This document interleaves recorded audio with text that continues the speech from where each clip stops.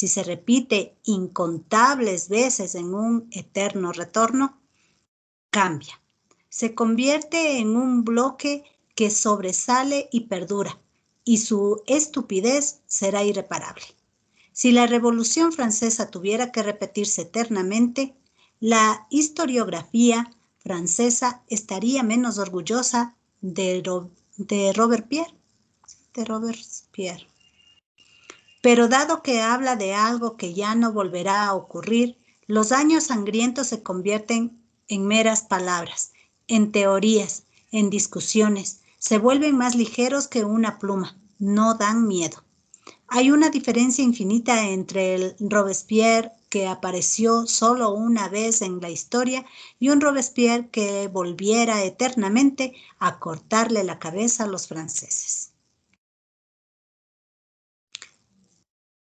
Digamos, por tanto, que la idea del eterno retorno significa cierta perspectiva desde la cual las cosas aparecen de un modo distinto a como las conocemos.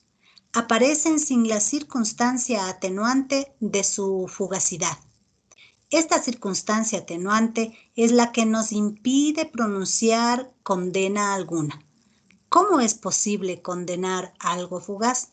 El crepúsculo de la desaparición lo baña todo con la magia de la nostalgia.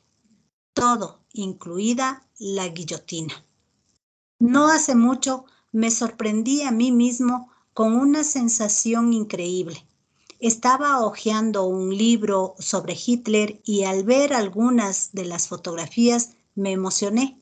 Me había recordado el tiempo de mi infancia. La viví durante la guerra.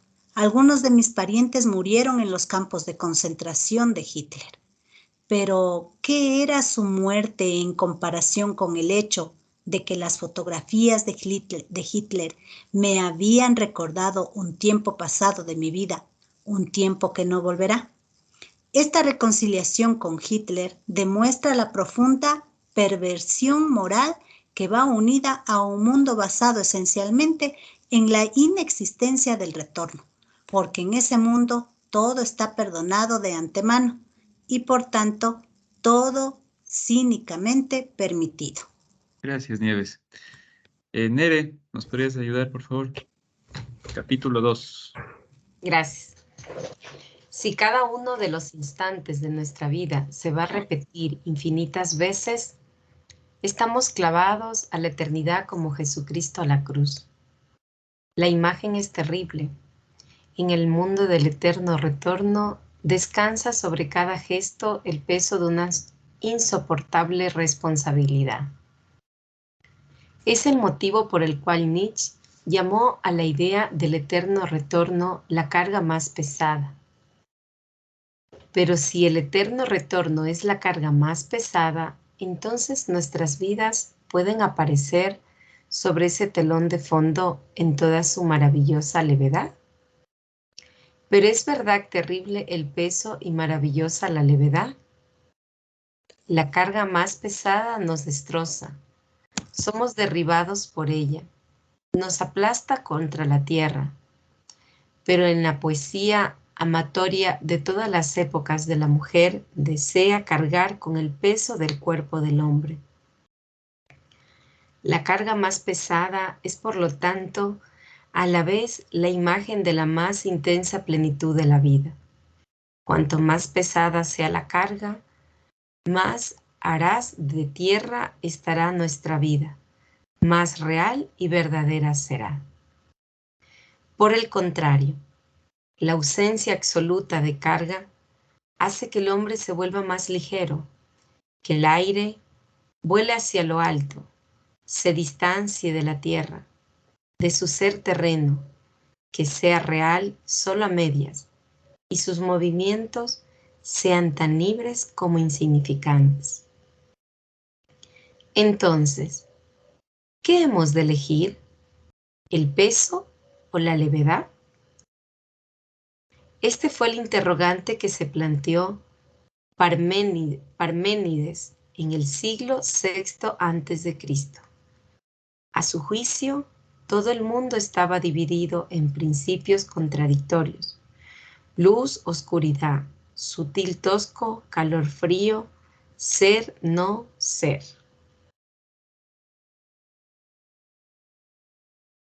Gracias, Nere. Gracias. Muy bien, capítulo 3. Mamá, no sé si puedes continuar, por favor. Claro. 3. Pienso en Tomás desde hace años, pero no había logrado verlo con claridad hasta que me lo iluminó esta reflexión. Lo vi de pie junto a la ventana de su piso, mirando a través del patio hacia la pared del edificio de enfrente sin saber qué debe hacer. Se encontró por primera vez a Teresa hace unas 3 semanas en una pequeña ciudad checa. Pasaron juntos apenas 1 hora. Lo acompañó a la estación y esperó junto a él hasta que tomó el tren. 10 días más tarde vino a verle a Praga. Hicieron el amor ese mismo día. Por la noche le dio fiebre y se quedó toda una semana con gripe en su casa. Sintió entonces un inexplicable amor por una chica casi desconocida. Le pareció un niño al que alguien hubiera colocado en un cesto untado con pez y lo hubiera mandado río abajo para que Tomás lo recogiese a la orilla de su cama. Teresa se quedó en su casa una semana, hasta que sanó, y luego regresó a la ciudad, a unos 200 kilómetros de Praga. Y entonces llegó ese momento del que he hablado y que me parece la llave para entrar en la vida de Tomás. Está junto a la ventana, mira a través del patio hacia la pared del edificio de enfrente y piensa, ¿debe invitarla a venir a vivir a Praga? Le daba miedo semejante responsabilidad. Si la invitase ahora, vendría junto a él a ofrecerle toda su vida. O ya no debe dar señales de vida. Eso significaría que Teresa seguiría siendo un poquito, Perdón, ya, ahí sí. sí, eso significaría que Teresa seguiría siendo camarera en un restaurante de la ciudad perdida y que él ya no Ya. la vería nunca más. ¿Quería que ella viniera a verle o no quería? Miraba a través del patio hacia la pared de enfrente y buscaba una respuesta. Se acordaba una y otra vez de cuando estaba acostada en su cama. No le recordaba a nadie de su vida anterior. No era ni una amante ni una esposa. Era un niño al que había sacado de un cesto untado de pez y había colocado en la orilla de su cama. Ella se durmió. Él se arrodilló a su lado. Su respiración afiebrada se aceleró y se oyó un débil gemido. Apretó su cara contra la de ella y le susurró mientras dormía palabras tranquilizadoras. Al cabo de un rato, sintió que su respiración se serenaba y que la cara de ella ascendía instintivamente hacia la suya. Sintió que en su boca el suave olor de la fiebre y lo aspiró como si quisiera llenarse de las intimidades de su cuerpo. Y en ese momento se imaginó que ya llevaba muchos años en su casa y que se estaba muriendo. De pronto tuvo la clara sensación de que no podría sobrevivir a la muerte de ella. Se acostaría a su lado y querría morir con ella. Conmovido por esa imagen, hundió en ese momento la cara en la almohada junto a la cabeza de ella y permaneció así durante mucho tiempo. Ahora estaba junto a la ventana e invocaba ese momento. ¿Qué podía hacer sino el amor que había llegado de ese modo para que él lo reconociese? Pero, ¿era amor? La sensación de que quería morir junto a ella era evidentemente desproporcionada. Era la segunda vez que la veía en la vida. ¿No se trataba más bien de la histeria de un hombre que en lo más profundo de su alma ha tomado conciencia de su incapacidad de amar y que por eso mismo empieza a fingir amor ante sí mismo? Y su subconsciente era tan cobarde que había elegido para esa comedia precisamente a una pobre camarera de una ciudad perdida, que no tenía prácticamente la menor posibilidad de entrar a formar parte de su vida. Miraba a través del patio la sucia pared y se daba cuenta de que no sabía si se trataba de histeria o de amor. Y le dio pena que en una situación como aquella, en la que un hombre de verdad sería capaz de tomar inmediatamente una decisión, él dudase, privando así de su significado al momento más hermoso que había vivido jamás. Estaba arrodillado junto a su cama y pensaba que no podría sobrevivir a su muerte. Se enfadó consigo mismo, pero luego se le ocurrió que en realidad era bastante natural que no supiera qué quería. El hombre nunca puede saber qué debe querer, porque vive solo una vida y no tiene modo de compararla con sus vidas precedentes ni de enmendarla en sus vidas posteriores. ¿Es mejor estar con Teresa o quedarse solo? No existe posibilidad alguna de comprobar cuál de las decisiones es la mejor, porque no existe comparación alguna. El hombre lo vive todo a la primera y sin preparación, como si un actor representase su obra sin ningún tipo de ensayo. Pero, ¿qué valor puede tener la vida si el primer ensayo para vivir es ya la vida misma? Por eso la vida parece un boceto, pero ni siquiera boceto es la palabra precisa, porque el boceto es siempre un borrador de algo, la preparación para un cuadro, mientras que el boceto, que es nuestra vida, es un boceto para nada, un borrador sin cuadro. En mal, repite Tomás para sí el proverbio alemán. Lo que solo ocurre una vez es como si no ocurriera nunca. Si el hombre solo puede vivir una vida, es como si no viviera en absoluto. Esto es de eterno retorno, ¿no? Gracias, mamá. María, no sé si nos puedes ayudar con el capítulo 4. Claro. Gracias. Pero luego, un día, en un descanso entre dos operaciones, la enfermera le avisó que le llamaban al teléfono. En un auricular oyó la voz de Teresa. Le llamaba desde la estación. Se alegró. Era una lástima que para esa misma noche ya hubiera quedado en ir a visitar a unos amigos, de modo que la invitó a venir a su casa al día siguiente. En cuanto colgó, se arrepintió de no haberle dicho que viniera enseguida, si aún tenía tiempo de aplazar la visita. Se puso a pensar en qué podría hacer Teresa en Praga teniendo que esperar nada menos que 36 horas hasta verlo, y le dieron ganas de coger el coche e ir a buscarla por las calles de la ciudad. Llegó al día siguiente al anochecer. Llevaba un bolso colgado del hombro con una correa larga y le pareció más elegante que la otra vez. Tenía en la mano un libro grueso. Era Ana Karenina de Tolstoy. Su comportamiento era alegre, incluso un tanto ruidoso, y trataba de que pareciera que había ido a verle por casualidad, gracias a una feliz coincidencia. Estaba en Praga por motivos de trabajo, o quizás sus explicaciones eran muy confusas, pero para ver si se encontraba un trabajo. Estaban acostados, más tarde desnudos y fatigados, los dos juntos en la cama. Era ya de noche. Él le preguntó dónde se alojaba para llevarla en coche. Le respondió tímidamente que todavía no había buscado hotel y que la maleta la tenía en la consigna de la estación. Ayer mismo había tenido miedo de que, si la invitaban a visitarle en Praga, viniera a ofrecerle toda su vida. Cuando ahora le dijo que tenía la maleta en la consigna, se dio cuenta de inmediato de que en esa maleta estaba toda la vida de ella y de que la había dejado momentáneamente en la estación antes de ofrecérsela. Cogió el coche que estaba aparcado delante del edificio, fue hasta la estación, recogió la maleta, era grande y enormemente pesada, y regresó a casa con la maleta de ella. ¿Cómo es posible que se decidiera con tanta rapidez cuando había estado casi 14 días dudando y sin ser capaz de enviarle ni siquiera una postal con un saludo?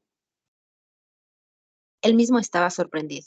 Estaba actuando en contra de sus principios. Hace 10 años se divorció de su primera mujer y vivió el divorcio con el ánimo festivo de que otros celebran su boda.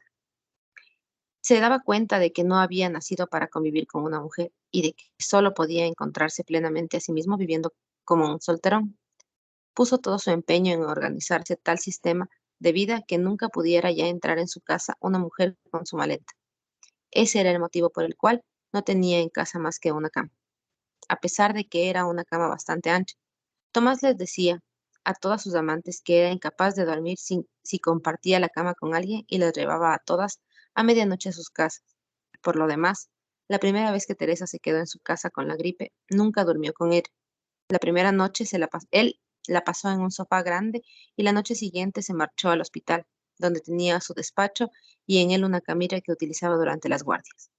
Pero esta vez se durmió a su lado. Por la mañana se despertó y comprobó que Teresa, que aún dormía, lo tenía cogido de la mano. Habrían estado así durante toda la noche. Le parecía difícil creerlo. Ella respiraba profundamente entre sueños, apretaba su mano. Con fuerza no fue capaz de lograr que la soltara. Y la maleta enormemente pesada estaba a su lado, junto a la cama. Temía intentar que le soltara la mano, por no despertarla, y con mucho cuidado se dio media vuelta hasta apoyarse en un costado para poder observarla mejor. Volvió a imaginar que Teresa era un niño al que alguien había colocado en un cesto untado con pez y lo había mandado río abajo. No se puede dejar que un cesto con un niño dentro navegue por río embravecido.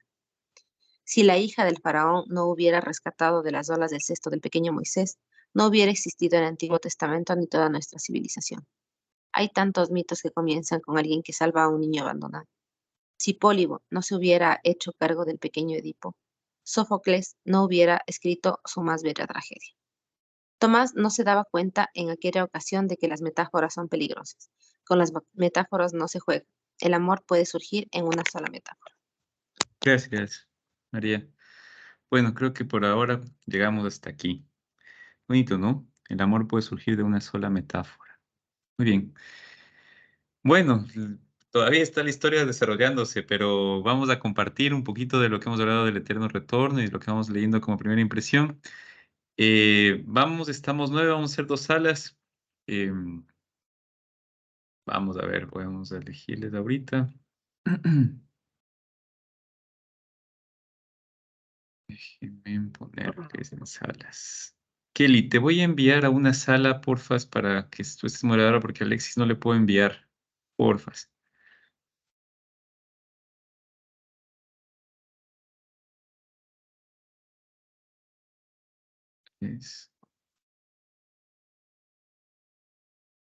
Muy bien. Y el resto nos quedamos acá.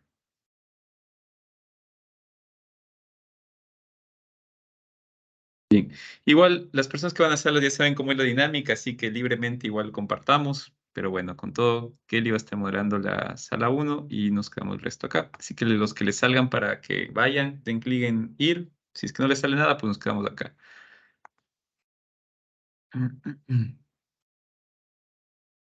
Pero si les aparece algo para moverse, avanti. Tiene que ir Kelly, Rick, Nieves y María. Están para la reunión. No sé si Nieves te salió la invitación, ¿no? Déjame. Ahí se fue ya. Muy bien. Bueno, ya conocemos la dinámica. Karina, bienvenida a esta dinámica. Es la parte existencial, ¿no? Con libertad, nadie aquí es experto en literatura ni nada de eso.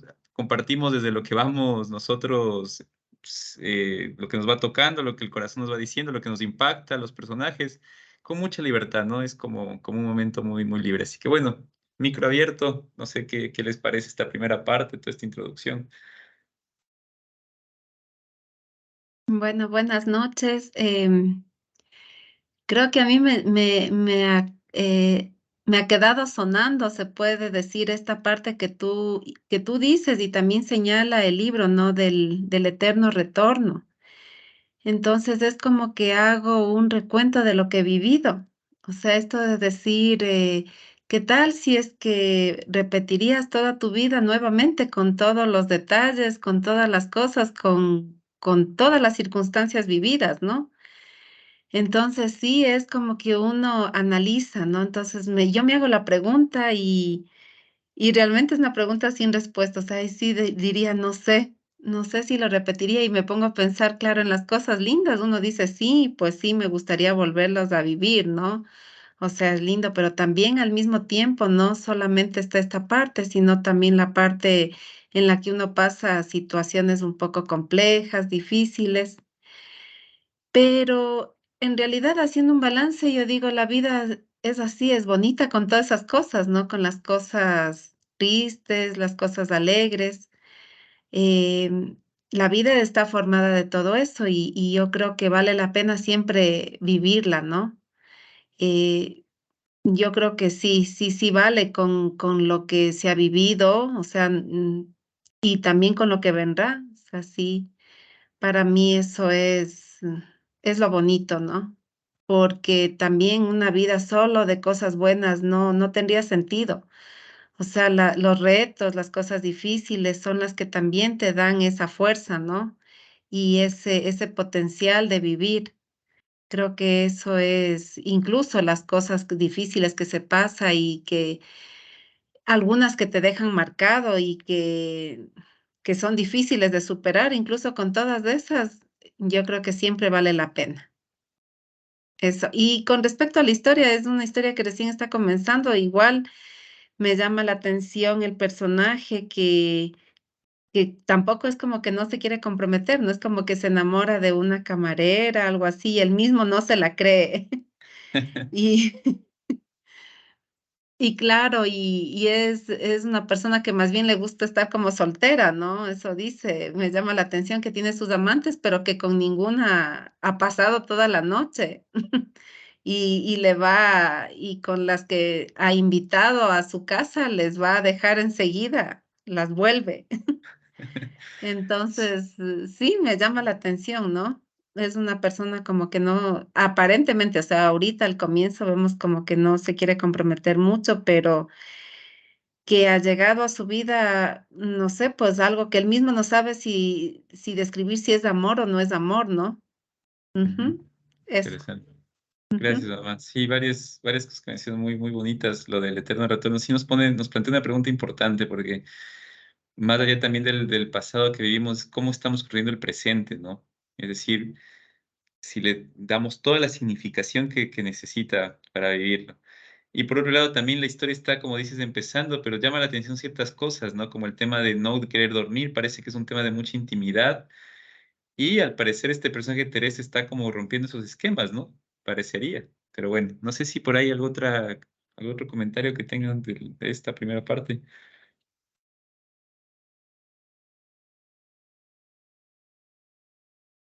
Bueno, buenas noches con todos. En realidad, lo que a mí me llama un poco la atención es el tema, o sea, bueno, me queda como que en el aire, ¿no? Como que en el libro te dice una parte de la levedad y otra parte del peso. Entonces, yo lo siento como que tiene que haber un equilibrio entre que no todo tiene que ser tan leve y tampoco tiene, o sea, tenemos que tener mucho peso, porque si somos como que muy libres, también somos insignificantes, o sea, eso como que me quedó en la cabeza. Mm, Entonces, esa parte se me quedó así como en el aire, en realidad es lo que más como que como que me llegó. ujú.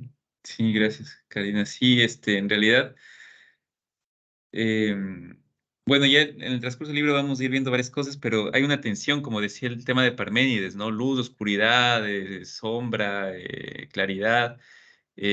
También peso, levedad está como en tensión, ¿no? Y buscarle un equilibrio es importante, porque en el fondo, claro, uno se pone a pensar, bueno, lo del holocausto nazi, ¿no? Sí, pues Hitler mató muchas vidas, todo, pero ya pasó, pues, ya pasó, o sea, ya Hitler ya hasta murió. Parece que no tiene mucho peso en el sentido estricto de que no se va a volver a repetir en teoría. Y bueno, en fin, hay esta tensión, pero más allá de esas cuestiones históricas, somos nosotros mismos que también vivimos esta dinámica peso y levedad todo el tiempo, y ya poco a poco con el libro quizás nos vayamos identificando más. Y yo quisiera compartir también, a mí me llama la atención, em, yo me siento identificado con el personaje en la primera parte porque es una persona que le cuesta un poco, me da la impresión al principio ahorita con la lectura que hemos hecho, como esta parte de intimidad, de intimar, ¿no? Me parece curioso, no tiene encuentros con mujeres, relaciones sexuales con mujeres, pero no se acuesta, pues, o sea, dormir ya es otra cosa. O sea, ya dormir con alguien es distinto, o sea, tiene que, no sé, hay otro grado ya de conocimiento, siento yo, no sé, es decir, yo he escuchado varias veces, gente que, claro, en estas relaciones casuales tienen relaciones todo, pero ya dormir y quedarse con la persona, eso ya es distinto, pues. Ya el siguiente día sería tomar un café o desayunar juntos, y esto ya es otra cosa, o sea, ya no es lo mismo, ya hay un otro grado, ¿no? Sí, pues el personaje en un principio parece que tiene como esta cuestión de no saber qué, de eso, está solo, ¿no? Vive una vida de soledad. Pero viene Teresa, ¿no? Como una especie de rayo fugitivo. A mí me da la impresión estas personas que a veces llegan y uno de la noche a la mañana, ¿no? Que conoció 2 días, creo que dice ahí, y le dejó así. Incluso se plantean si pueden vivir juntos, ¿no? Si le puede invitar a vivir con él. Pero solo han sido 2 días, ¿no? Es como una especie de rayo en medio de la noche, ¿no? Y ¡pac! No sé, me llama la atención. Esas son cosas que me dejan como pensando también y resonando, ¿no? Sí, eso. No sé si por ahí Nere o Alex tienen alguna otra cosa, si no. Sí, Dale, a Nere. ver, a mí me encantó un poco como la introducción, ¿no? De que nos presentabas un poco respecto al tema de si volvieras a repetir la vida que vives, ¿no? Entonces, creo que es una introducción interesante eh, para mirarse también, ¿no? Para movilizarse también y ver si, si estoy disfrutando plenamente lo que veo cada día en la cotidianidad, que es en donde se vive, la cotidianidad, no las grandes cosas, ¿no? Y luego de parte un poco cuando hablabas, ¿no? Que no es el tiempo lineal, ¿no? Sino cíclico. Entonces, eso también como que me quedó resonando ahí, ¿no? De profundizar. Y luego ya respecto al tema de la lectura como tal, sí me quedó resonando como 3 cosas, ¿no? Una, este tema de si tomamos el peso, la levedad, ¿no? Entonces yo siempre digo, no, hay que fluir, hay que estar así, como tranquilo. Sí, a ver, quiero saber qué es la levedad, ¿no? Porque, ¿cómo es eso de que tenemos que andar con peso, sufrimiento? O sea, se me vino rápido eso, ¿no? A la cabeza. Entonces dije, no, no puede ser, ¿no? Entonces, claro, entonces la levedad dice es inconstancia de ánimo y ligereza en las cosas, ¿no? Porque me puse a ver, o sea, dije, no, tengo que ver qué es esta palabra. Entonces, como que también es una invitación, ¿no? De preguntarme, ¿no? De preguntarme esto, ¿no? Cómo tener quizás esto que tú decías, ese equilibrio, ¿no? Cómo equilibrar, ¿no? Esas dos partes. Por otro lado, me llamó también bastante la atención eh, que no hay posibilidad alguna de todo lo que vive el hombre, ¿no? Sin preparación. Es como que nos lanzamos a este mundo y no hay ninguna preparación. O sea, nos vamos como preparando cada día, ¿no? O sea, vamos como mirando, ¿no? Cómo hacer cada día. Y yo creo que también como ir configurando nuestra vida, ¿no? O sea, cómo se va configurando la vida, eso, ¿no? Y eso va unido al tema de que me gustó mucho, ¿no? Que dice, la vida es un boceto, pero ni siquiera es un boceto, porque un boceto tiene un borrador. En cambio, nosotros ni siquiera tenemos como un borrador, ¿no? O sea, no hay ningún borrador. La vamos haciendo y yo creo que también eso es como lo maravilloso de la vida, ¿no? Esa, esa flexibilidad que cada ser humano va siendo artista de su vida. Si la va construyendo como un cuadro, ¿no? En donde a lo mejor no tienes el boceto inicial, pero le vas también tú, si vas asumiendo, tú le vas pintando sus colores, ¿no? Poniendo sus colores y que no siempre son los colores hermosos, también hay colores grises, también hay colores de mucha nostalgia, de mucha tristeza, ¿no? Y ahí me acordaba de la Mercedes Sosa también de una canción, ¿no? Que dice que uno vuelve siempre a los viejos sitios donde amó la vida, ¿no? Y hay veces eso también es como ir así, Ujú. ¿no? Como, pero Sí, dice, pero circular. muchacha, no vuelvas atrás, vive ahora el momento y enamórate de ese momento. Entonces, como disfrutar el presente aquí y ahora. Y siento que este libro como que me está invitando, no sé qué va a pasar, pero es como, o sea, lo que hacemos ahorita no vuelve a repetirse. Este momento de con Daniel, Elcita y Alexis, nunca más se va a repetir. Entonces, a disfrutarlo al máximo y a sacarle el jugo. Sí, Esas son gracias, las Ler. cositas que me quedan ahí como resonando. Sí, son varios puntos muy importantes que has topado. Primero, cuando hablas de esto de peso, levedad, acuérdate también en el libro, y creo que sería bueno que lo vuelvan a repasar un poco esta primera parte, porque habla de que el peso nos mantiene a tierra, ¿no? Eso dice, ¿no? El peso nos mantiene como más a tierra, la levedad en otro estado. Em, Todo lo que nuestras acciones tienen una repercusión en la medida en que, claro, uno se da cuenta de que sí influyen también. No sé si usted ha oído hablar de lo del efecto mariposa, ¿no? Que les invito un poco a explorarlo, incluso a verlo. Puede ir con eso. Y por otro lado, también el tema de lo que tú decías de esto de poder vivir los presentes, ¿no? Al máximo, poder como darles este sentido y uno construir la vida, porque la vida no tiene un boceto previo, una cosa previa, pero esto es precisamente la concepción cíclica del tiempo, porque si la concepción lineal nos hace pensar en una predestinación, también ya después lo iremos profundizando. Entonces el hombre, cuando hablo de hombre, el ser humano en general está predestinado a algo, ¿no? Entonces ya nos marca un camino. El tiempo cíclico nos refuerza la idea de que uno va construyendo lo que va a volver a vivir, los momentos, los episodios. Uno tiene un boceto, una imagen, una construcción de la vida, no sabe, uno va con decisiones construyendo.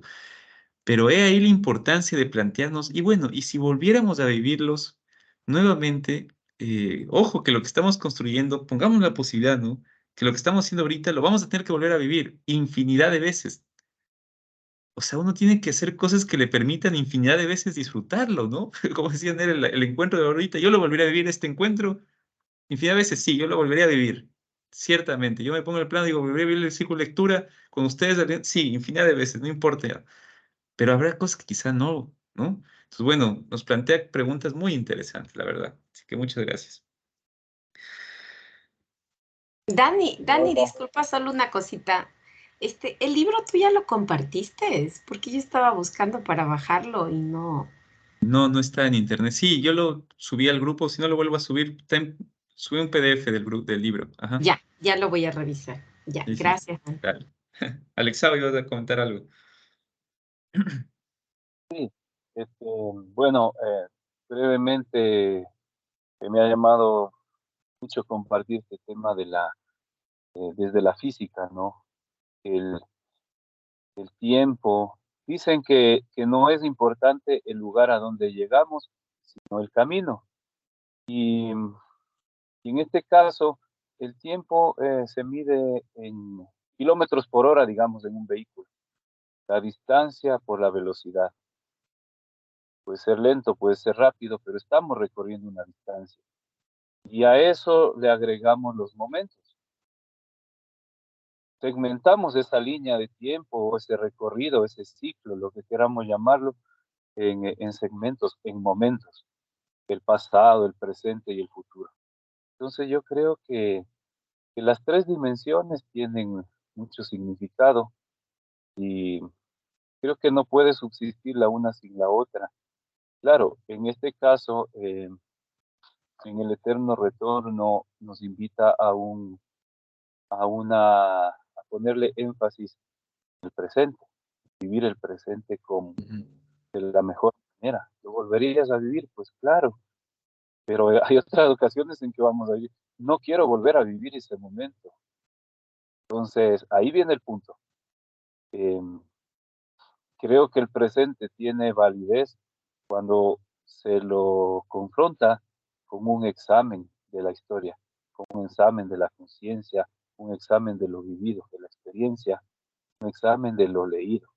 Por ejemplo, hoy me ha tocado conducir, no pude, estuve mientras escuchaba lo que leen, todavía estoy camino a casa, ¿no? No llego todavía, pero voy a releerlo. Necesito volver a releer para entender mejor. Y eso creo que es regresar al pasado para entender mejor el presente. Y de esa forma también, como te digo, un presente bien vivido también augura un futuro prometedor, ¿no? De venir, de venir de bondadoso, digamos. Entonces yo creo que las tres están entrelazadas en este caso.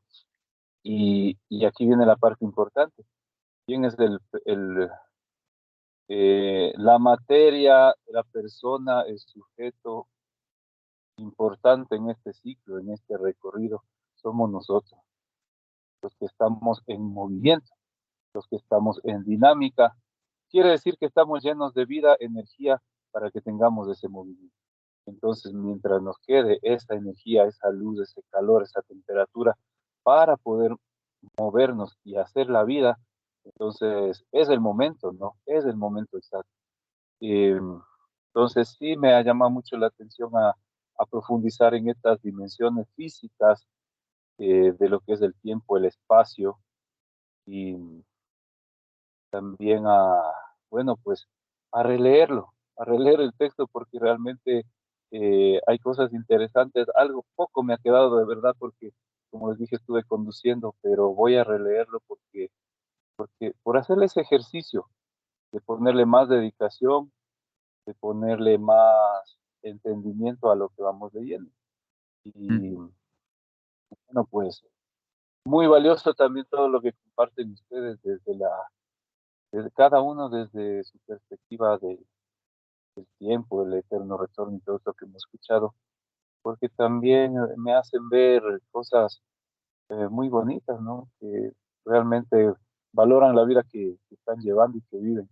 Eso es una inspiración como para uno también empezar a valorar más el presente, las cosas, no hacerlo rutinario o tratarlo con normalidad, porque creo que hay cosas muy bonitas en el día a día. Eso, muchas gracias. Gracias, Alexao. Sí, mencionas cosas interesantes.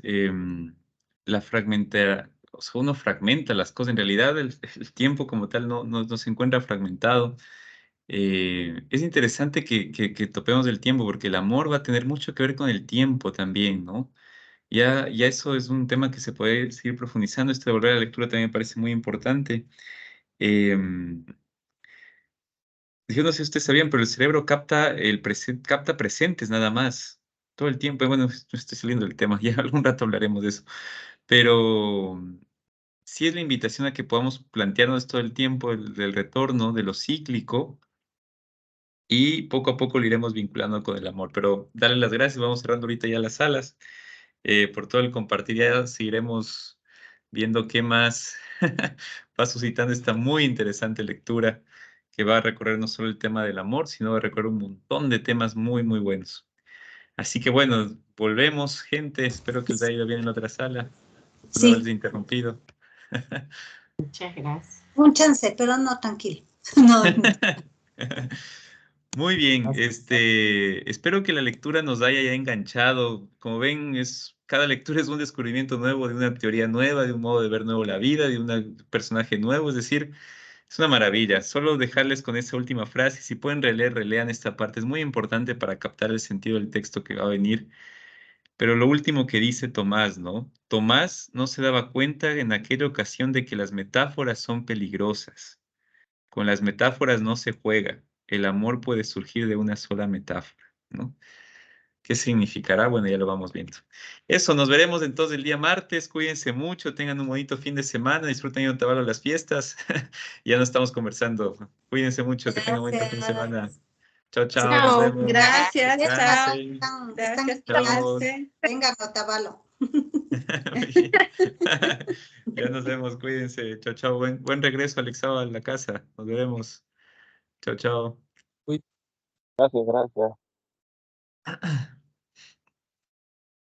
Vamos a detener la grabación.